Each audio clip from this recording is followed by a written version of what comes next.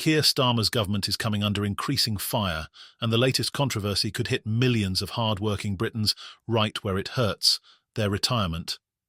As Chancellor Rachel Reeves prepares to announce the autumn budget on October 30th, one proposal is sending shockwaves through the financial world.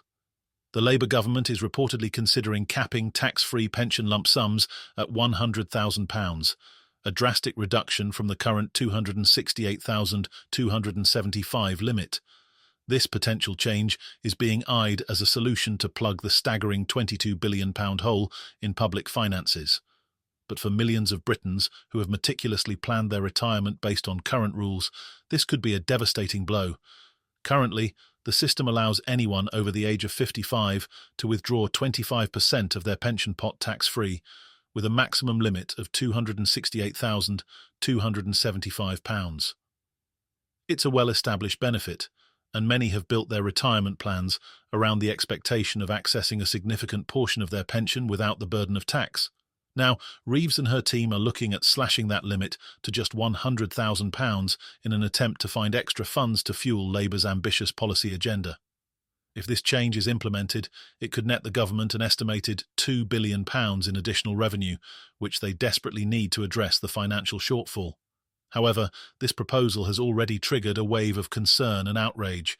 Pension experts and financial advisors warn that a move like this will hit middle and upper-income retirees the hardest, those who have worked for decades contributing to their pensions with the hope of a secure retirement. Financial experts like Stephen Cameron from Aegon have been vocal about the potential backlash. Many individuals will have planned their retirement finances on the assumption they could take 25% of their full fund as a tax-free lump sum, he stated. This will feel like a betrayal to those who've been responsible, saving diligently for their future. And the concerns aren't just about fairness. Mike Ambery from Standard Life highlighted the potential operational chaos that could follow such a sudden change. Pension funds are normally written under trust, Ambery explained, and you can't really make retrospective changes to benefits that people have already built up. Any attempt to do so could be met with legal challenges. The spectre of legal battles is the last thing Reeves needs as she prepares to present her budget, especially when Labour has already faced heavy criticism for other fiscal decisions. The timing of this potential cut couldn't be worse. Reeves is still facing a furious backlash over the government's decision to scale back winter fuel payments for most pensioners. This controversial move, combined with the possible tax-free pension cap, is creating a perfect storm of discontent among senior citizens, one of the country's most vulnerable and vocal groups. Many feel they are being unfairly targeted by a government that promised to protect their interests.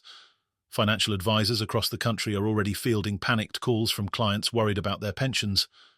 Jason Hollands of Evelyn Partners reports a significant increase in inquiries from people anxious to withdraw their savings before any potential tax hikes come into play. There's a real sense of panic, Hollands said. People are scared they're going to lose out, and that's driving knee-jerk decisions that could ultimately harm their long-term financial security. This fear is not just an overreaction.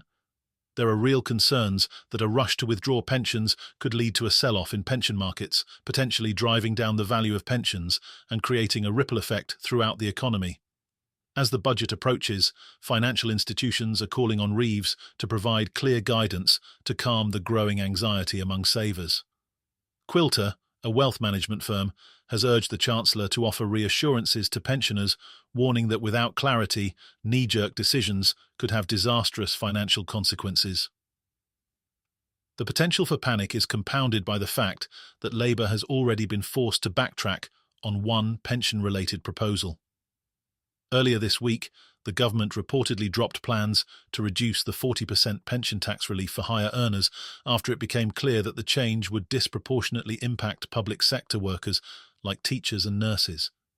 The government has been scrambling to find other ways to raise the funds needed to fill the £22 billion fiscal gap, but each new proposal seems to generate more controversy than support.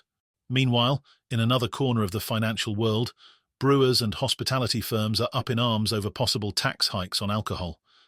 In a letter to Rachel Reeves, the British Beer and Pub Association, BBPA, along with industry giants like Green King and Heineken UK, warned that increasing alcohol duty in the budget would put many pubs and brewers out of business. "We're already facing a cost of doing business crisis," the letter states, "and raising taxes now will push many of us over the edge." The brewing industry's concerns are mirrored by the broader hospitality sector, which has been reeling from a series of economic blows, including rising energy costs and supply chain disruptions.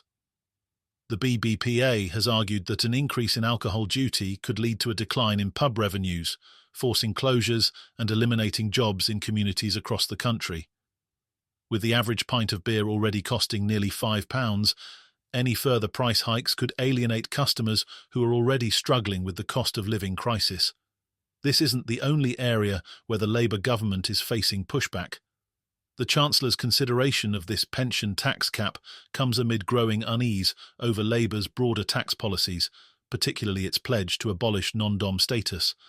While abolishing non-dom tax privileges was expected to raise significant revenue, early estimates suggest that the policy may not bring in as much money as Labour had initially hoped. Now, the government is under pressure to find new sources of income to fund its ambitious spending plans. Adding to the uncertainty, financial advisors are warning their clients to brace for further changes in the autumn budget. Many savers are being urged to consider drawing down their pensions early before any changes come into effect. Mark Scott, Director of Positive Advisors, revealed that his firm has been inundated with calls from clients looking to take their tax-free lump sums now, fearing that Reeves will target this benefit in her budget. "People are terrified that Rachel Reeves is going to take away this key feature of the current pension system," Scott said. "If she does, we're going to see a massive rush of withdrawals, which could trigger a significant sell-off in pension markets. But not everyone is convinced that acting preemptively is the best strategy." Colin Lowe, Managing Director of Kingsfleet, has cautioned his clients against making hasty decisions based on speculation. "It's important to remember that nothing has been confirmed yet," Lowe said. "While it's tempting to act now to avoid potential losses, there's also a risk that by withdrawing early, people could miss out on future growth." Despite the uncertainty, one thing is clear: the decisions made in the coming weeks will have far-reaching consequences. Pensioners, business owners, and financial advisors are all watching closely to see how the autumn budget will unfold. Will Rachel Reeves move forward with her plans to cap tax-free pension withdrawals? Will the backlash from savers and pensioners force her to reconsider? And what role will Keir Starmer play in shaping these critical decisions? With so much at stake, Labour finds itself in a precarious position.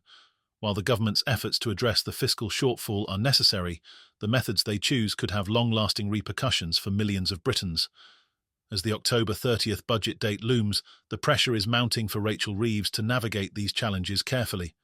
One wrong move could erode the trust of the public, and with it, the government's ability to govern effectively. For now, all eyes are on Keir Starmer and his Chancellor.